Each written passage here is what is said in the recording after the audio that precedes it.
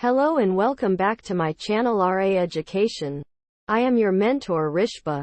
Again I am here with very interesting topic.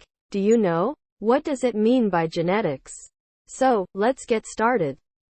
My friends, genetics is the scientific study of genes and heredity, of how certain qualities or traits are passed from parents to offspring as a result of changes in DNA sequence.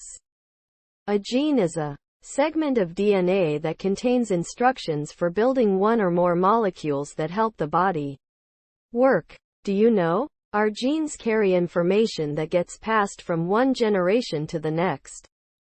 For example, genes are why one child has blonde hair like their mother, while their sibling has brown hair like their father. What do you think? What are the three types of genetics? Let's understand. Genetic diseases can be categorized into three major groups: single gene, chromosomal, and multifactorial. Dear students, understanding genetic factors and genetic disorders is important in learning more about promoting health and preventing disease.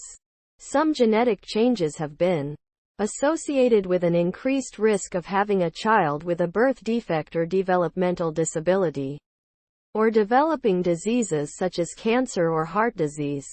Well, that's all we have for you today. Hey, if you enjoyed this video, make sure you click down below.